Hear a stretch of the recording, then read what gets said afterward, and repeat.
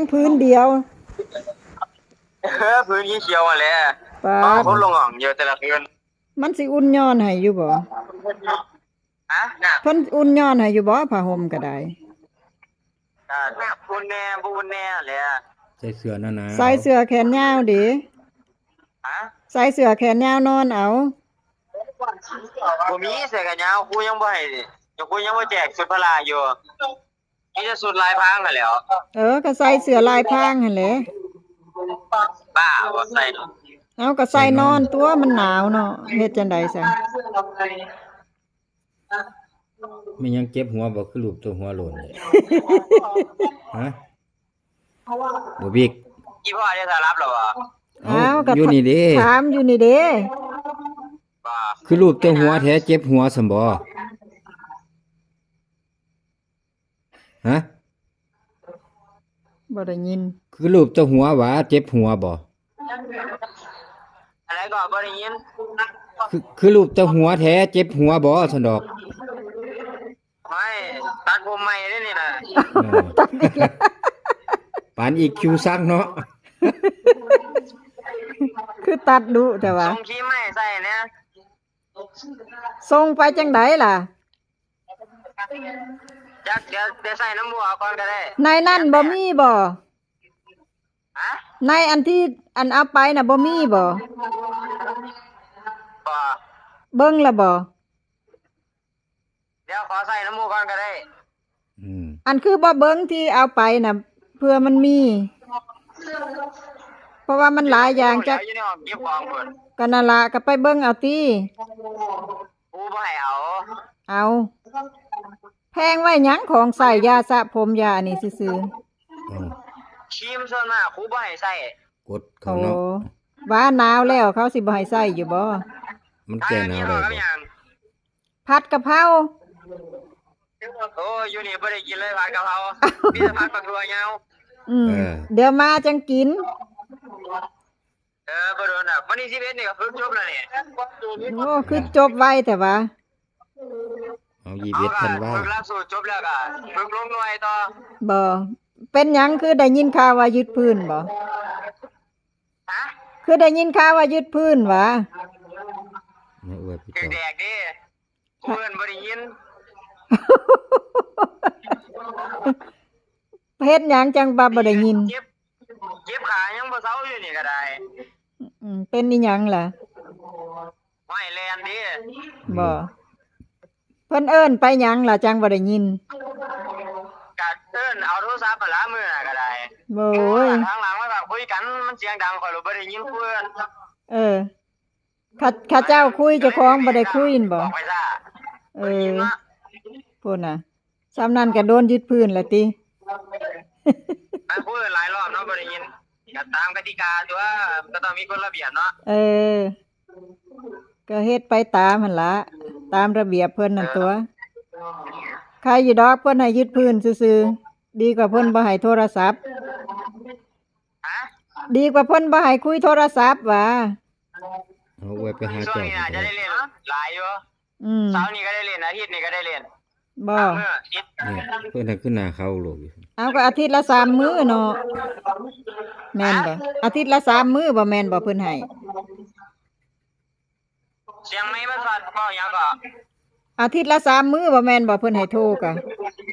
แม่นก็มื้อนี้วันพฤหัสแม่นบ่วันเสาร์นี้ก็ได้เล่นอีกรอบนึงวันอาทิตย์เยี่ยมญาติดิกูก็สิปล่อยให้เล่นอีกมื้อนึงบ่โอนเงินมาไว้ให้แน่จัก500ไว้จะซื้อได้กินวันอาทิตย์เอาซะสิมีเงินโอนเอาอีหลีให้แล้วเงินอยู่ในบัญชีเอาออกบ่ได้นี่คำว่าฝากผู้ไว้น่ะเอาเป็นหยังคือเอาออกบ่ได้เอาฝากผู้ไว้ล่ะดิเอาไว้จะซื้อตั้งค่าที่อย่างเดียวน่ะแม่เอ้ยบ่มีเงินโอนแล้วแม่บ่มีเงินเด้คือได้กินน้ำหมูซั่นวันอาทิตย์บ่ได้กินแล้วอันไปเยี่ยมไปเยี่ยมก็ยืมเงินเข้าไปได้ยังบ่ทันได้หาใช้หนี้เขาอยู่จะกินขนมพี่เขาก็ได้ซะโอนไปจังได๋ซะสิโอนได้เป็นหยังคือสิโอนบ่ได้โอนไปบัญชีไผ กับบัญชีข่อยนี่แหละกับวันอาทิตย์ก็ได้เล่นโทรศัพท์ก็โอนซื้อเอา บ่มีร้อยเดียวในบัญชีค่ะ อ๋อ เออ เดี๋ยวก็ได้ไปพอได้ซื้อเนี่ยกินซื่อ อืม ๆเดี๋ยวต้องเลยบัญชีให้ ยังร้อยเดียวแล้วมีเงินในบัญชีร้อยเดียวนั่นแหละพอได้ซื้อน้ำโคกกิน มีร้อยเดียวนะ พอได้ซื้อน้ำโคกกินนั่นแหละน้ำโคกกับไปซื้อก๋วยเตี๋ยวใส่บ่มันมีขายอยู่ที่ก๋วยเตี๋ยวน่ะ ซื้อโคกมันนั่นแหละมันคู่ มีแล้วก๋วยเตี๋ยว บ่ กับมองคล้ายก็มองเก่า ได้ก๋วยเตี๋ยวถ้วยหนึงได้น้ำโคกแก้วหนึงก็เอาตัวเงินร้อยกินข้าวกับหยังล่ะ แป๊บนึง อืม กินครับอันนั้นพัดกวางตุ้งใส่เนื้อหมูกับ อืม ทอดไก่ เอาอันนี้บัญชีไผนี่ ไปนี่แหละ แม่นบ่มันคือบ่คือเก่าซะ ก็คือเก่าจากไหน1283798891กสิกรไทย บ่ กไก่วิธีพาก็ซื้อไปตัว โอ้บ่ได้โอนโดนแล้วลืมเลขบัญชีเบิดแหละ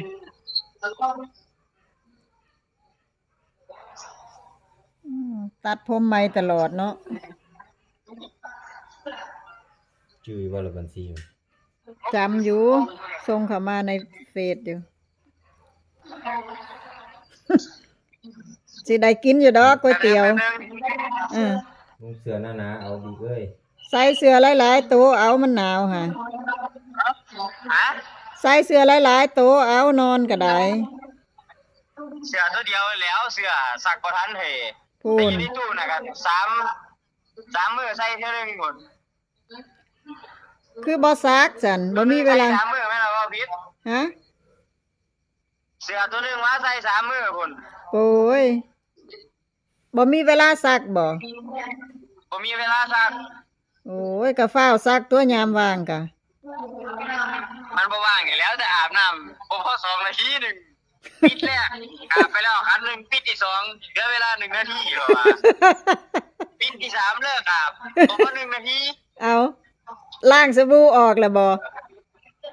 อกแล้วเนาะเพราะไว้เป็นของปีศาจได้ซุมื้อนี่ นั่นล่ะอยู่เฮือนน่ะชั่วโมงหนึงก็บ่แล้วอาบน้ำค่ะ อยู่เฮือนอาบสบายไปเยอะ ชั่วโมงหนึงก็บ่แล้วเพราะว่า ฮะ เขาเอาไปฝึกให้เป็นระเบียบจังซั่นล่ะดีแล้ว ระเบียบเป๊ะเด้ซุมื้อนี่ อืม เขาให้แก้น้ำอาบอยู่บ่ล่ะ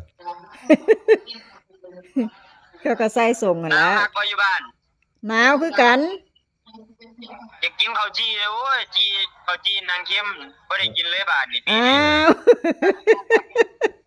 นี้ ว พุ่นล่ะเมื่อปีใหม่พุ่นล่ะ อ่า แจ็คสิกินหยังแน่บัดนี้มาเนาะ มีแต่แนวอยากหวะ อดเอาถ้ามากินปีใหม่พุ่นละ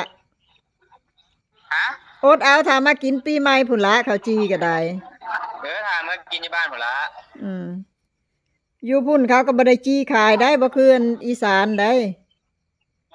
แม่นบ่ หมาอีดำค่อยตายแล้วบ่เป็นจังไดเนี่ย มันก็บ่ได้เป็นจังใดแล้ว มันก็อยู่นี่ล่ะ บ่ไม่ว่าเสียดหรอ บ่ น้อยนี่ซะใหญ่เท่าใดหรอ หอยมันใหญ่แล้ว มันแลนเล่นแล้ว มิดอีหลีอยู่มื้อ เมื่อนี่คือสิเฮาคักแล้วเนาะสิว่าโอ้ผู้ใดแปลกหน้ามาเฮือนเขาเงินสิว่า หัวกะโลนบ่ หัวกะโหลน บ่ว่าแต่เฮาแล้วมันสิไล่พร้อมแหล้วบางคำบ่ได้ยินเสียงได้มันหนาวจักลิบไปนอนใส่แหละมัดหลายคือหยังนี่ ฮะ มัดหลายคือหยังนี่ บ่หายาให้มันหายาทาให้มันตัว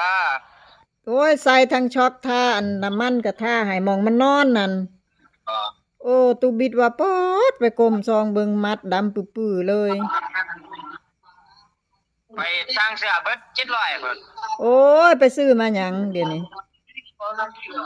สุดรองในเอาไปฝากเจ้าไปฝากยี่ห้อก็ไปฝากผู้สาวให้นำ เอาข้าวสั่งหลาย ไปซื้อมาหยังประหยัดเก็บเงินไว้ ของร้อยมันต้องใส่ตัวละ100นึงดอก นั่นล่ะซื้อมาหลายแท้ตัวเดียวก็พอแล้วผู้ละโตก็พอแล้ว คือบ่ได้ยินเสียง เอ้าไปสั่งคือสิบ่ได้ยิน คือบ่ได้ยิน เอาจักแล้วโอน ใส่กันละ อาทิตย์ก็ย่าโลดใส่นอนซื่อๆเนาะ ผู้แจกอีกตัวหนึงอยู่อีกตัวหนึงเอาไปฝากซื้อผู้ยังบ่ได้แจก มันหนาวเฮ็ดจังไดซะเสื้อแขนยาวอันเสื้อแขนยาวเอาไปแต่เฮือนก็ใส่บ่ได้เพราะว่า บ่ได้ โอ้ยเฮ็ดจังไดก็หนาวตายแล้วแนวนั้น บ่เอาตัวเจ้าของดอก ผ้าห่มก็พื้นเดียวขอหรอ มันสิมีสุดพละอยู่เดี๋ยวผู้เสียเอามาให้อยู่ อืมโอ้ยผ้าห่มพื้นเดียวเนาะมันก็หนาวแล้ว เป็นสุดพละแขนยาวแขนแตกเบิดแล้วนะพุ่นนี่ เออ มันใกล้เขาพร้อมเด้มันได้หนาวก็หนาวคักคือว่า ห น่ะ นาวบ่ซั่น โอ้ยมันก็หนาวคือกันเบิดนั่นล่ะ ไอ้ก็ แม่ง พอดังๆบ่ได้ยิน อืม ผู้อื่นหนาวอยู่บ่ ผู้อื่นหนาวอยู่บ่เพิ่นว่าตู้บิดถามหา โอ้ยหนาวคือกันเบิดตื่นเช้ามาน่ะ อืม บ่เป็นหยัง แต่ว่าตื่นเช้ามาแลนใคร ประมาณ